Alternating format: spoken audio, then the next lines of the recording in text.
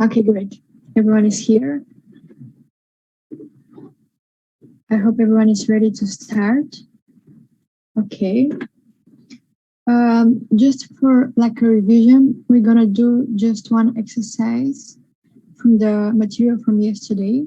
Is the same, distribution functions is the same, everything is the same, but we're just gonna practice it a bit more.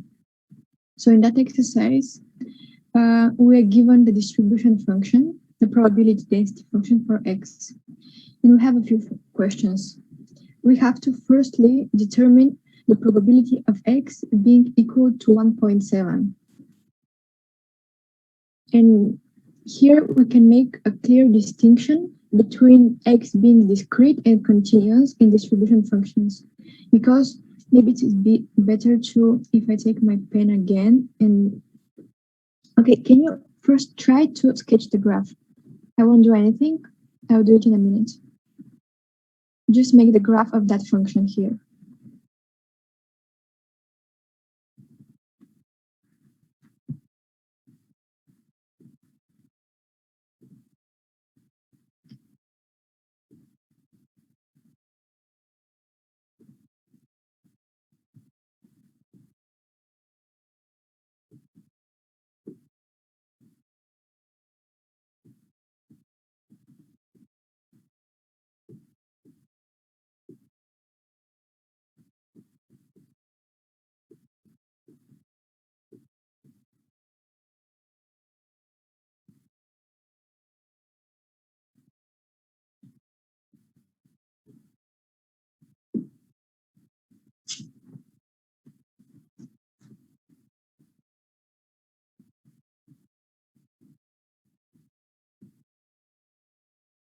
Did you get the graph?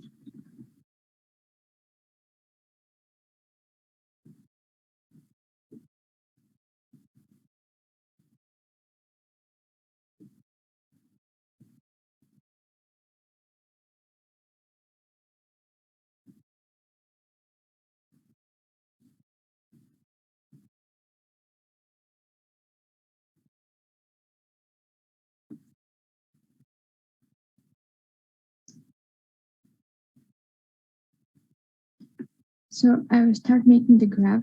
I hope everyone, yes. So firstly, we see that x is being between 1.5 and 5.5. That's the interval we're interested in. So we know that if here is 1.5, here would be 5.5. And if we just plug in those numbers in the equation here and in the equation here, we'll get a function that looks like a triangle, perfect triangle, not that perfect, but yes. Those are straight lines. In here, we see that the function is continuous. Basically, the main reason because it's continuous is because the function is like this. And in the end, we cannot see how it goes to 1. It's continuous because it could be every single number, and we cannot count the total number of outcomes that we can have for x. So if we know that it's continuous, what would be the probability of having x as equal to 1.7, if you think about it?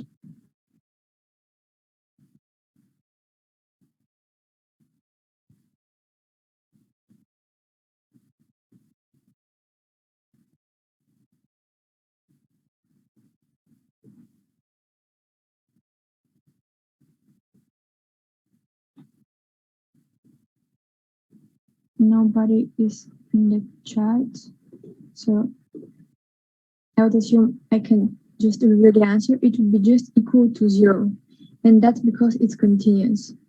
It's important to remember maybe that when we have the discrete, we just plug in our number, in our case 1.7, into the equation that we are given. But when it's continuous, it means that the probability of x equal to any number doesn't matter. When it's just equal, we don't have more or less, it's always to 0. It equals 0. And that's because you have a continuous function.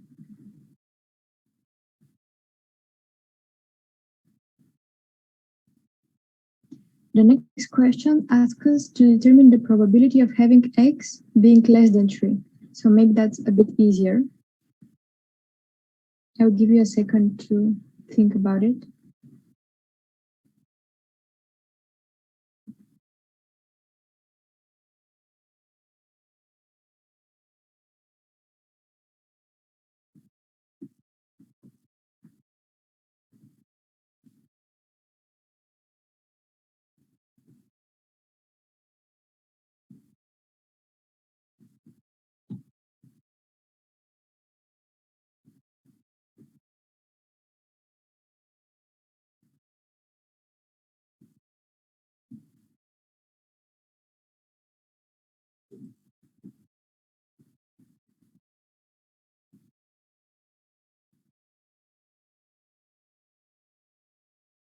Do you have an answer maybe? Or I should wait a bit more?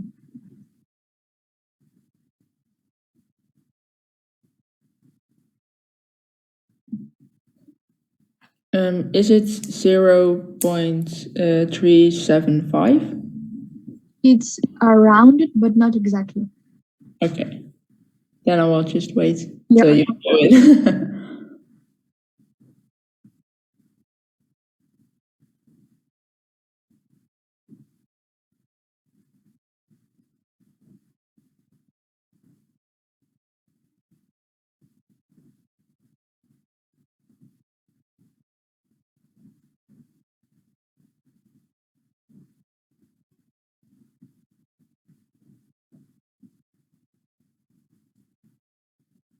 So I will start just by showing you the graph, how it looks like. And it's easy to work on the graph rather than just the distribution function. We are searching for x being less or equal to 3. So 3 is somewhere here, and we just draw the line that goes that way. And if we are interested in being less than 3, so we're interested in that triangle here. We have to find that area. What can we do to find it? We are given that interval here because it's 3 minus 1.5, which is just 1.5. And we have to find that side of the triangle. And if we know both sides, we can just calculate the area. So that area here, I would just call it the probability of x being less or equal to 3, would be equal to the first side, which is 1.5, times the second side, what would be the number from the second side? What we should do to get that number here?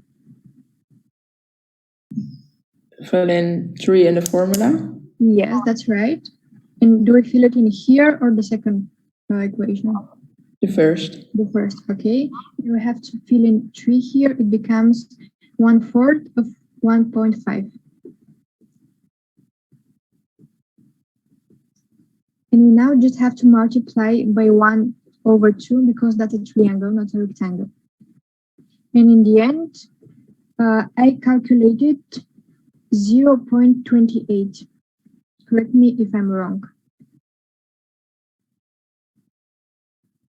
That should be the area below x being equal or less than 3.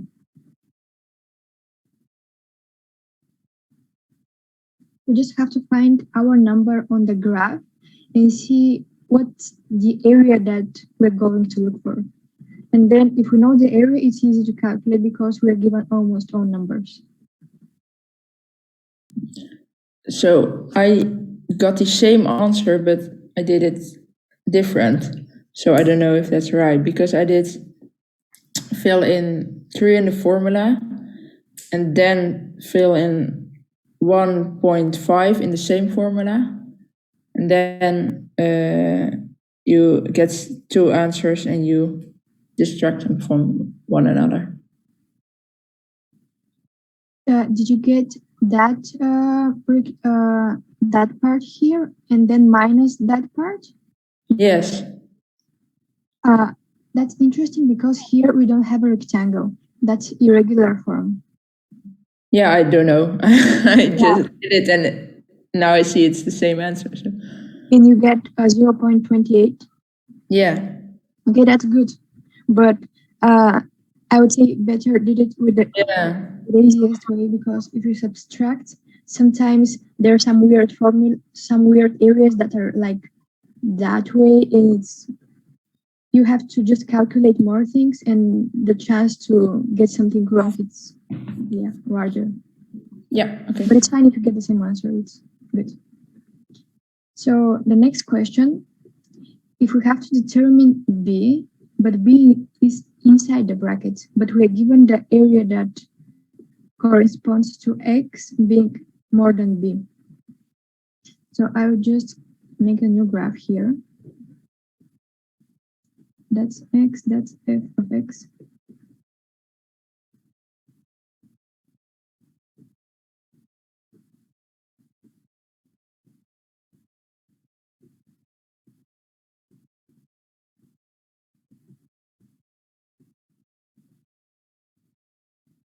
If we know that the area above B is 0.125, is B more towards 1.5 or 5.5? Is it somewhere here or somewhere here? I'd say 5.5. Yes, let's see this point, for example. Here it's B. And now we just draw the line and see where it goes here. And it says that that area is 0.125. And now we just have to plug in the numbers of the sides and just equal to 0.125. Do we have the first side is 5.5 minus B. This is the first one that is here. Then we just multiply by the second side, which is here. I'm gonna get a new color. That side here. What's the number of that side? How long is that?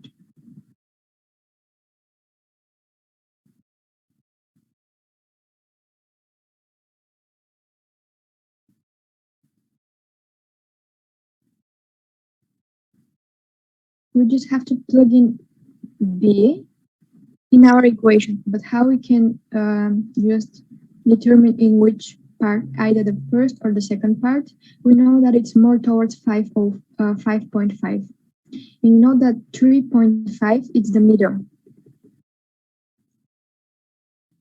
So it means that we have to plug in B in that equation here.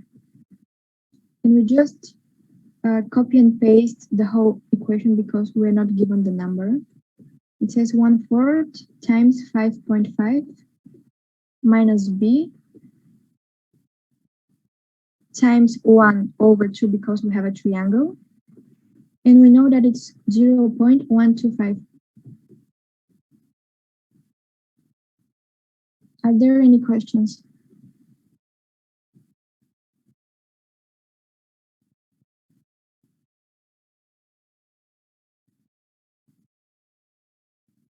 And now in that equation, we just have one variable, which is B. So we can easily calculate it. And even easier because we have the same numbers in the brackets. So it will become 5.5 minus B to the power of 2.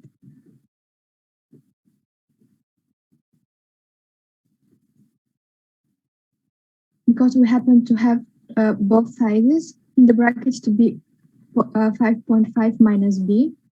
And the number here should be, let me calculate it.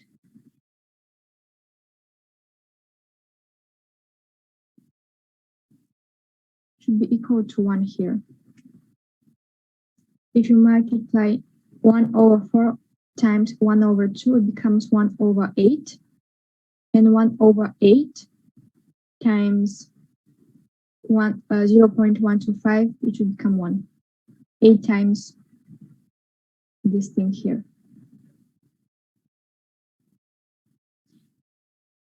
And we're given this one here.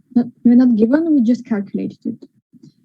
And we know that if we have to the power of 2, it means that for b, we have 2 options. 5.5 minus b, it's either 1 or it is minus 1. We have 2 variants. And if we find 5.5 minus b, it's equal to 1, then for b, it says it should be equal to 4.5. But the second option should be equal to minus 1, which means that b would equal 6.5. But we have to check if those numbers are somehow related to our graph. Why? Because if we see, for example, b equals to 4.5, we see it should be somewhere here, for example. Which is fine, we have the number here. But if we double check with 6.5, 6.5 is on the right side of 5.5, which is not part of our distribution function. So it means that that option is no longer available to us. And we have just one end result, which is 4.5. And I would say whenever you have some functions, either given the distribution functions or you have to calculate the PDF or the SDF, just make a graph and everything you calculate, go on the graph and see how it looks like. Because that's the main point, to double check and to see if something is wrong. So I want to clear everything, or maybe I can and just give you the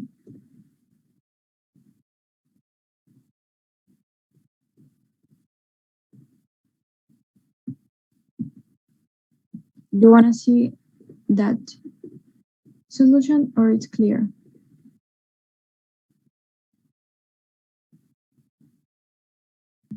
It's clear for me. Okay.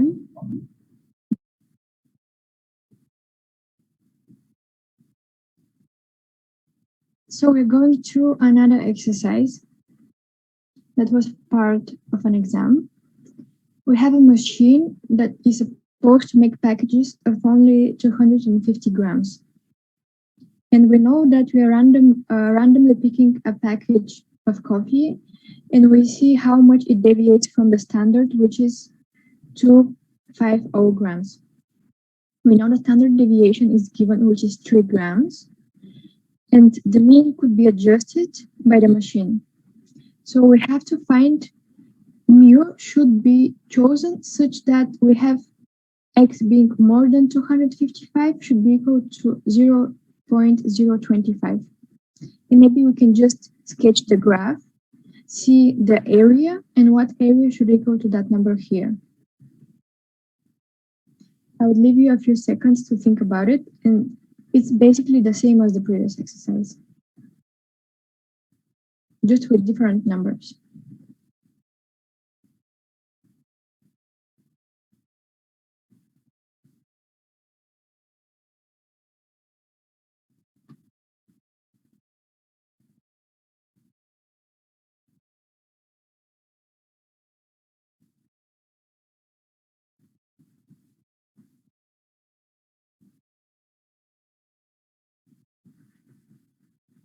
I will give you a hint again.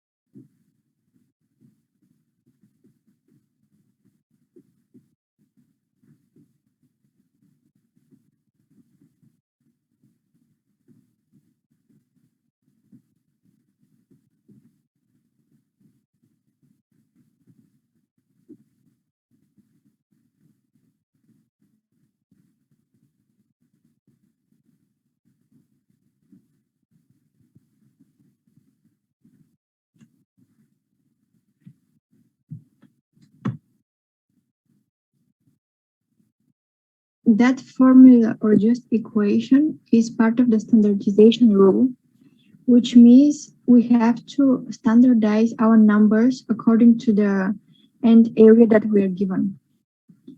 We know that the standard deviation is 3 grams, so we are known that number here. We are searching already for mu, which is the average, the mean, which is here. So we are missing just this number here. What we should do in order to get it?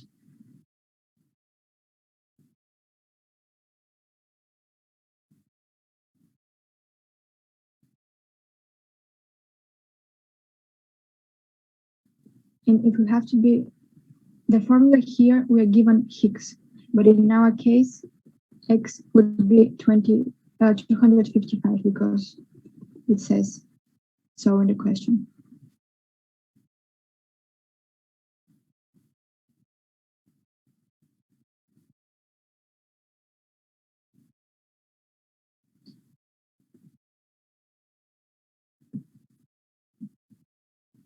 So we just have to plug in, oops.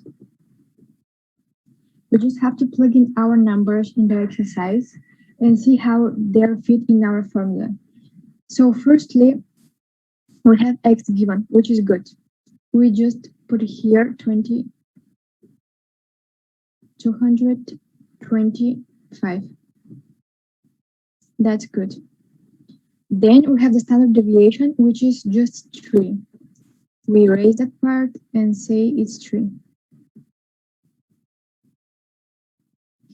And if we know the probability here is 0.025, it means that it's somehow on the right side of the graph. And we can sketch the graph and see how it goes.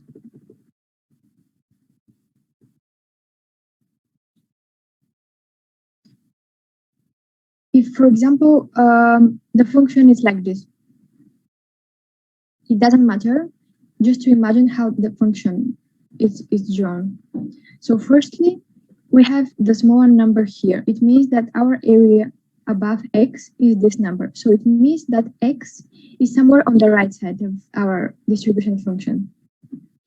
So this area here is that small number here. But what do we know for the standardization formula? We just can calculate if the probability of something, for example, X, should be equal to the area that is here.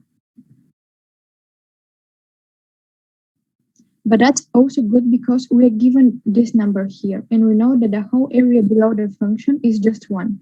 So we can just take 1 minus that number that we're given in the exercise, and we will know that this area here should be equal to 0.972, if I'm not wrong.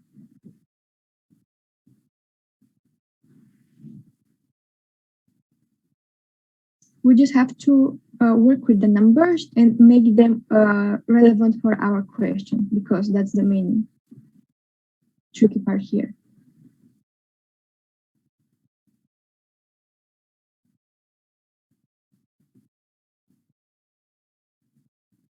I see someone is taking notes. I will wait a few seconds.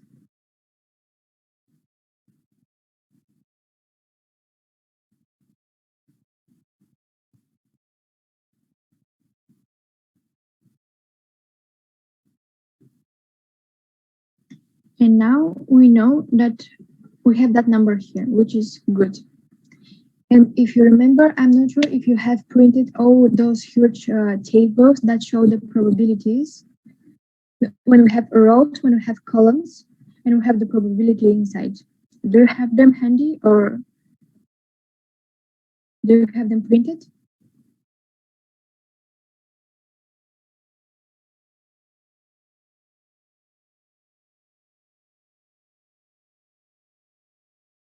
Maybe not, so I will try to, okay. I don't, okay. No worries, I can just go out of the presentation and I'll show you the table.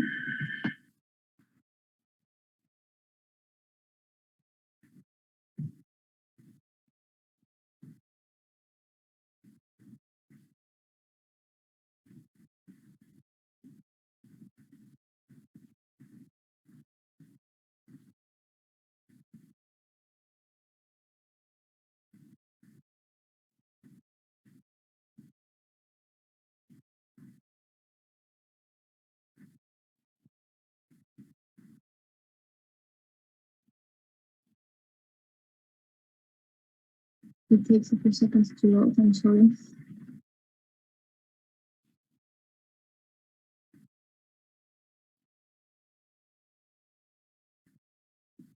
Okay, do you see the table? Okay, we are given, we already know that area that is below the graph on the left side. So we just have to search that number that we got, which is 0.975, which is here. And we have to find it in the table. We have to find that area and we have to find what number corresponds to this. So we have to find this thing here. So if we have a closer look to the table, we are searching for 9750, which should be right here. Did all of you see that? And now we have to find the column and the row. The row should be 1.9. And the column should be 0.6. Yes. So our number that we're searching for is just 1.96. That is our Z. That's the number. If I go back to the exercise again, we already know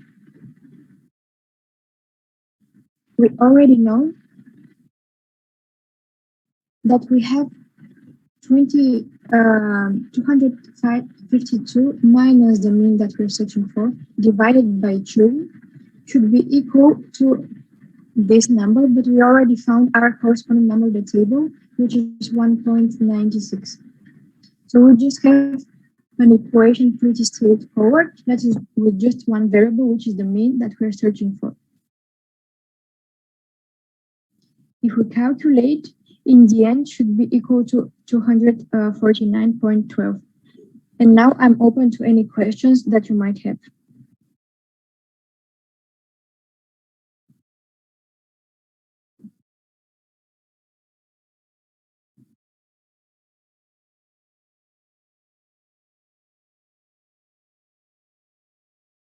I will just explain it one last time. If that's our function, we're given the area here, which is x being more than 255. We're given that area equals 0.025. But in our table, we know only the areas that are on the left part of the functions are less and equal to x. So we have to adjust our number to what we have in the table. And this part here would be equal to 0.975. And already with this number, when we have it, we can work in the table. Otherwise, we can't.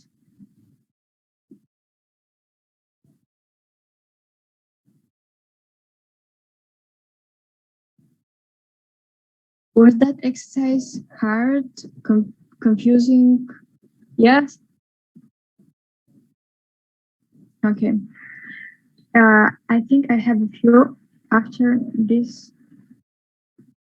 After this chapter, I have a few more exercises exactly with tables, and we're gonna work and explain again the formulas.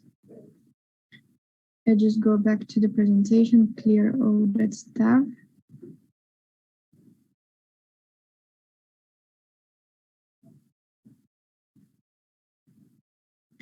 So now we are having to explore what what does the Chiobashi function mean, and inequality, and the p-quantiles and the interquartile range.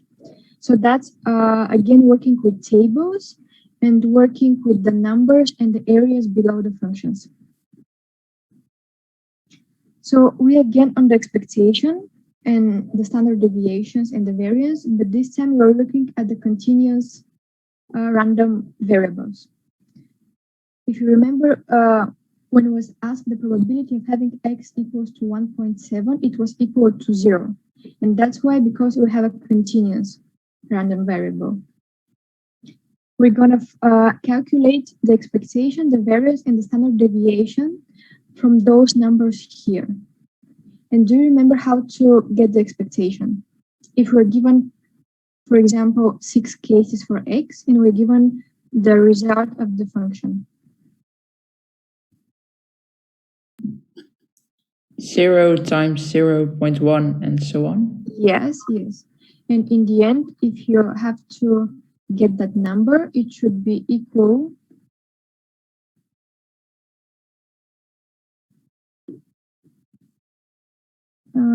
let me calculate. It should be equal to 2.4. If we multiply 0 by 0.1, 1 times 0.2, 2 times 0.2, and you sum up all those numbers.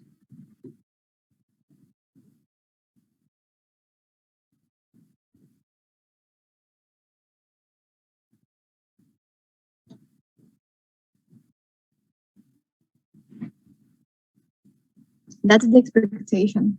What would be the formula about the variance? We are given something here.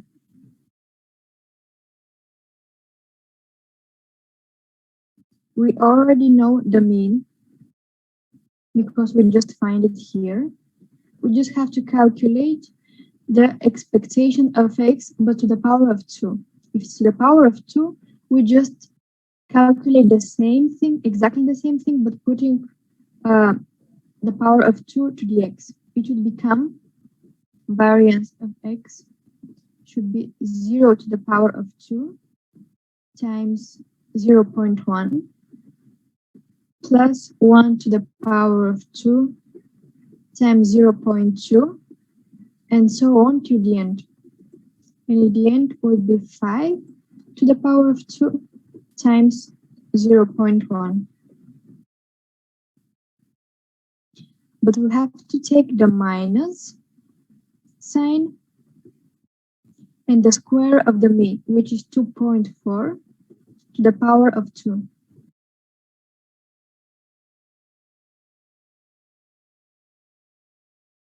Here, the result should be equal to 2.04.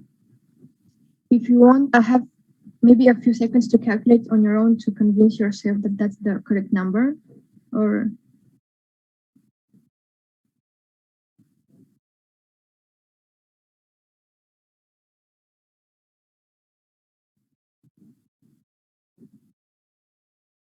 and from here is the easiest part because the standard deviation is just the square root of our variance. And we just calculated the variance, so the standard deviation should be square of 2.04. And that's it. There is nothing much about it. Which is 1.4283. I just give you the end result if you want later to redo the exercise and compare your answer with the right one.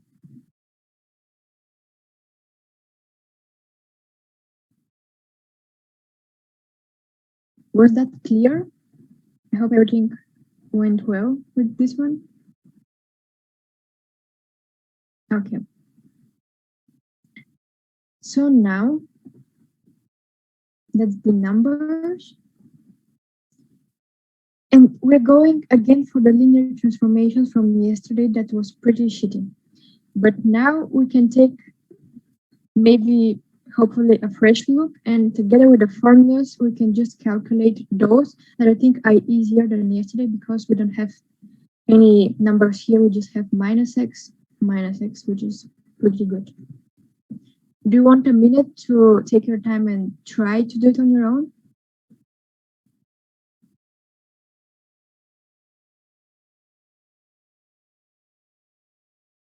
If you have an answer already, you can type it in the chat or just say it out loud. It would be nice.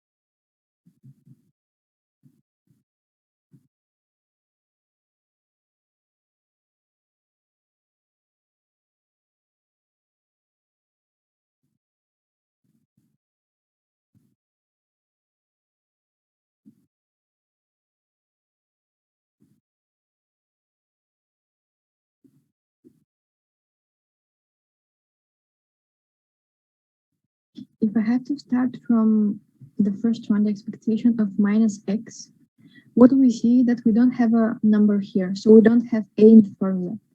So it's just 0.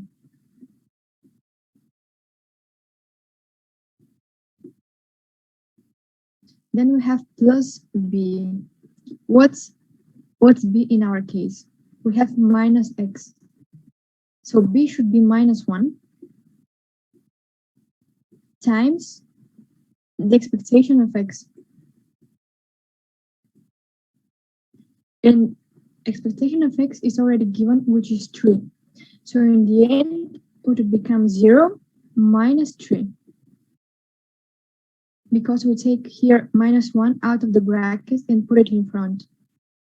So we would have minus 3 in the end.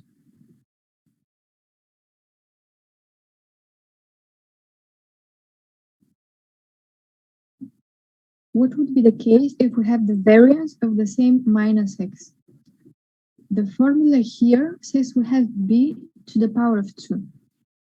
We know that b is the same minus 1, but this time is to the power of 2. And then times the variance of x. And again, we have the variance of x here, which is 0.5, times minus 1 to the power of 2, which is just 1. So it becomes just 0.5. And now the easy part, the standard deviation is just square root of 0.5.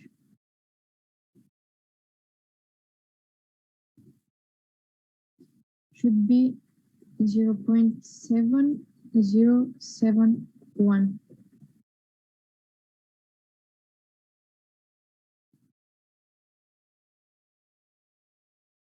Was point A clear?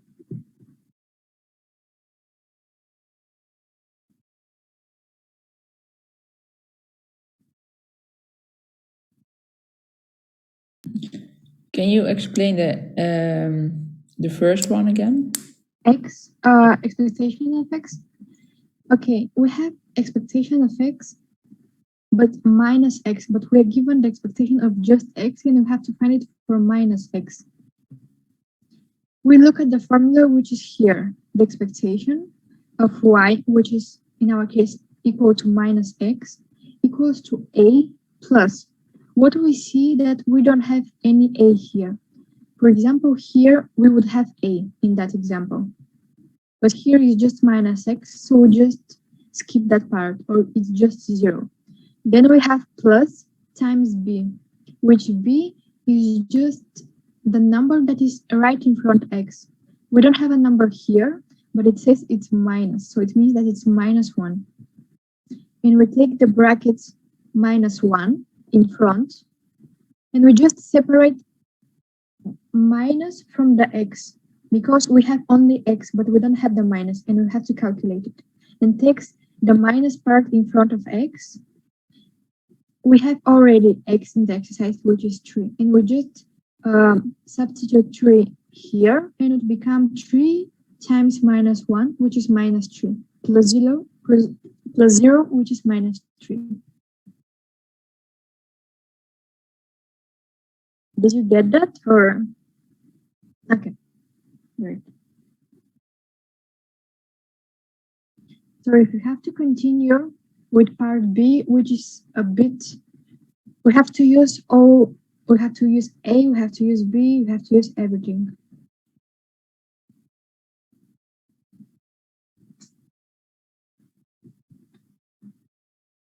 Here, when finding the expectation of 6 minus 2 times x, we already have A.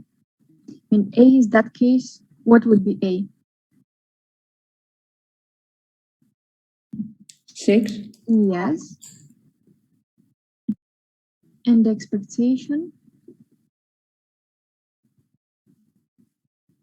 would look like this way. We have 6, but here instead of plus we have in our equation minus. So we take the minus. Then we have 2 times x. What we do? We just take the 2 in front of x. 2 times the expectation of x. But we already know that the expectation of x is 3. So we just plug in and it should become 6 minus 6 because 2 times 3 is 6. And in the end should be equal to 0.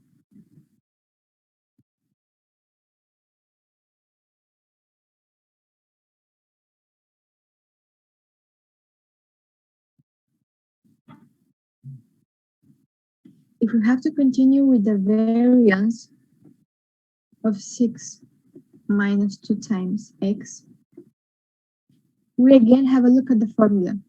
Here it says we don't have A, it doesn't matter. So we have to look only for B. In our equation, B is just minus 2. So we take minus 2, we put it to the power of 2, and we just copy and paste the variance of x. That part here doesn't matter for the variance.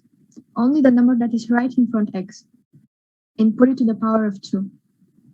So in the end should become 4 times the variation of x, and the variation is 0.2, so 4 times 0.5 should be just 2.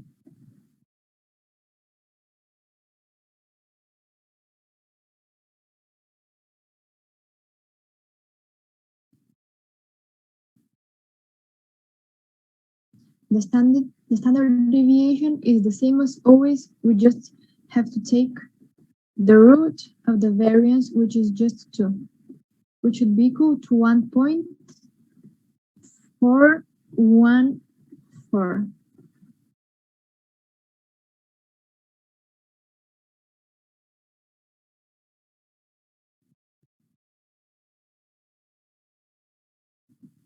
Where's everything from that slide here and the formulas? Do you want me to go over again and?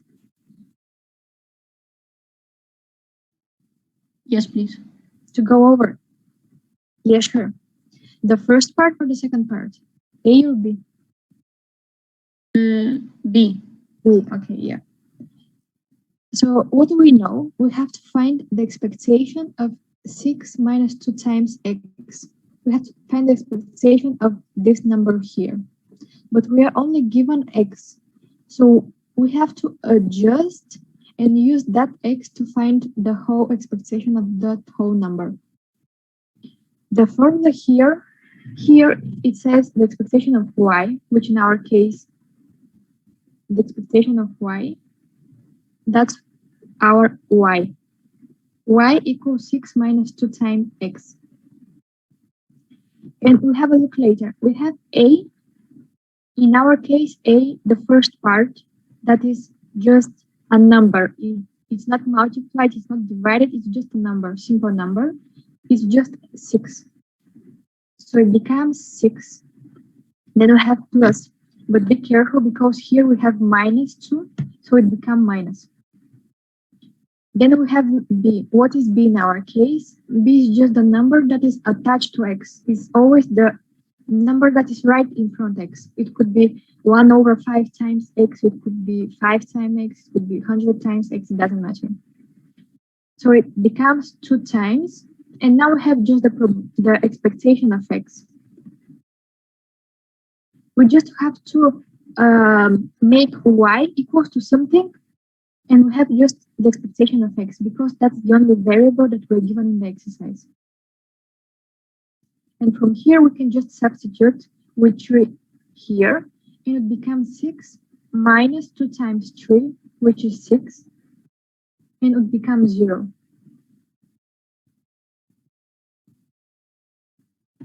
I hope that's better. Okay. And the variance maybe it's a bit easier than the expectation because here we only have a look at that part here. We're not interested in the simple number that is in front. We just take the number that is attached to x, that is right in front x. We put it to the square of 2, which in our case, our number is 2 to the power of 2 times the variance of x. And we know that minus 2 to the power of 2 is just 4 times the variance, but the variance, we already know it, it's 0.5. So it will become 4 times 0.5, just 2.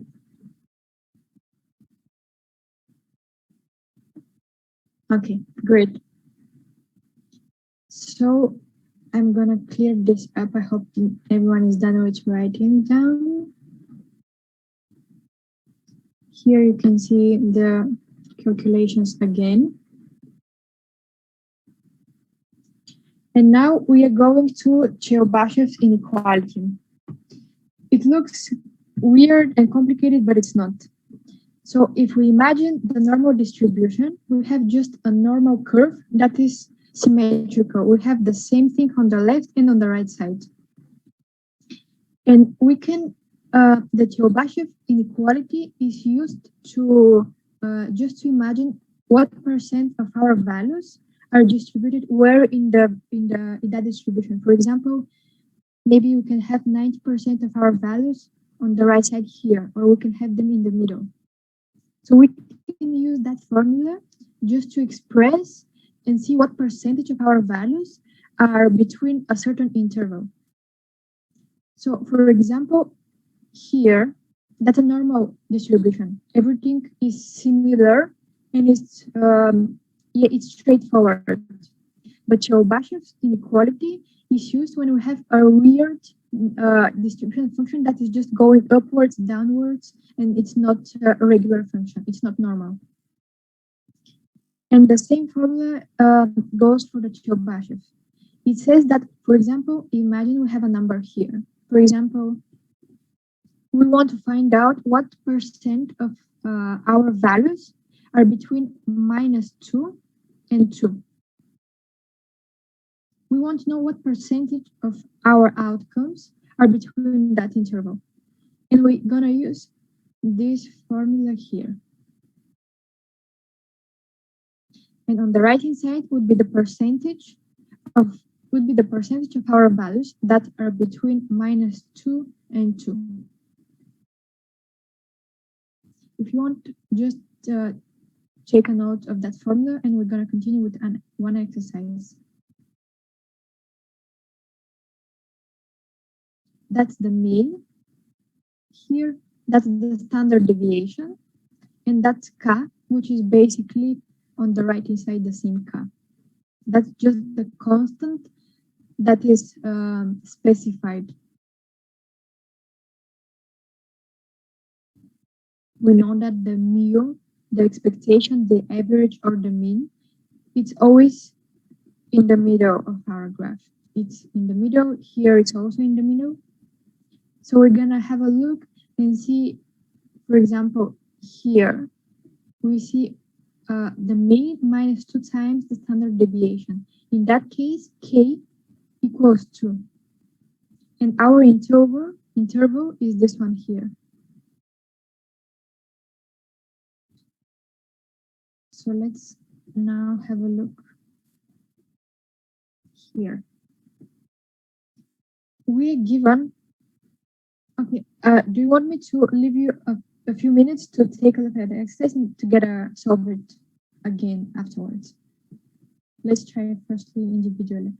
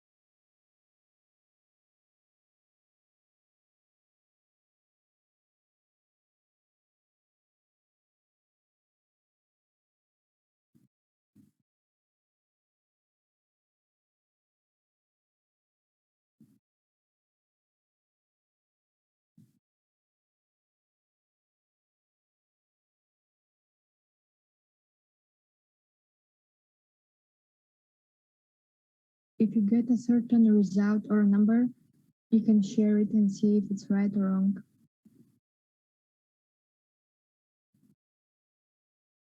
We're searching for the right inside of our equation. For that number here.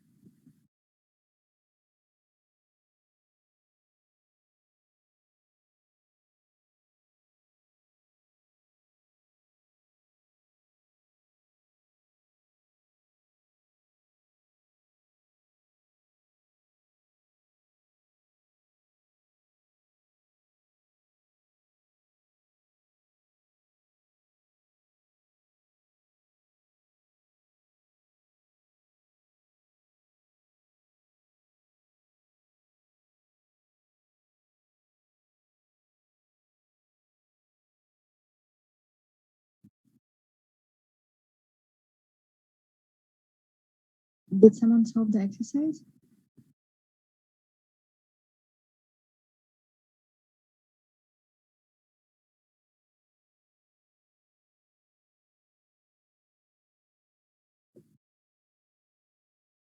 Okay, let's see. Not yet. Okay, I'm gonna wait a few more minutes.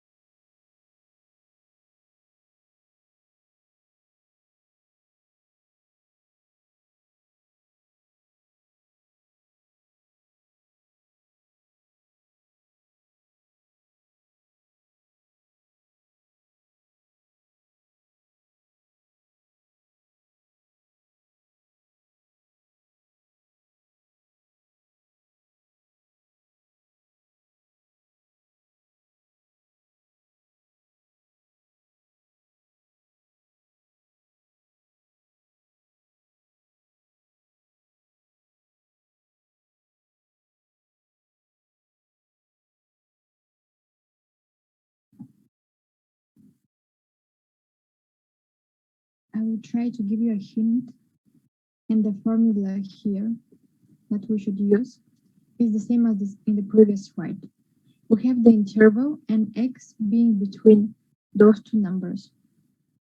And in that formula, we are given almost everything. We have the mean and the standard deviation.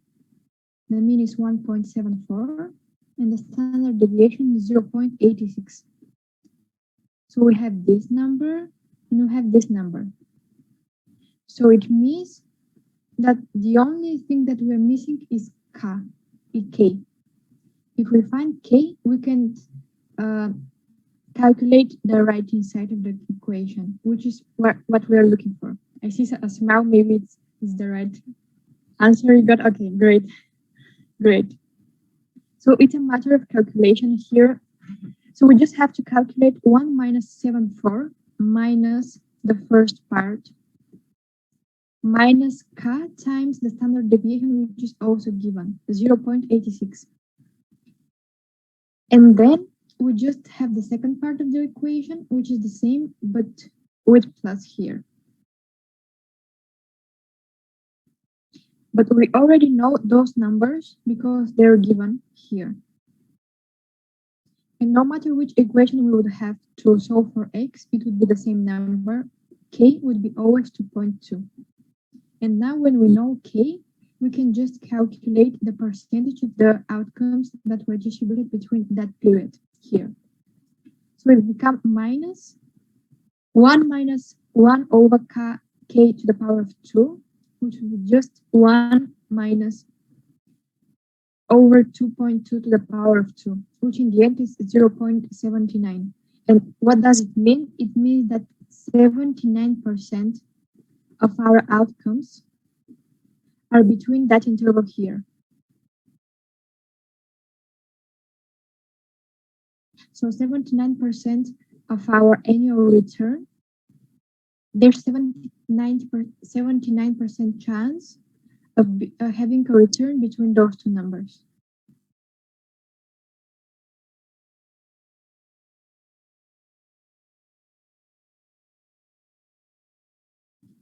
Now we are going to calculate some ranges, interquartile ranges. And the concept is almost the same. We are looking for the distribution of our outcomes across the normal distribution function.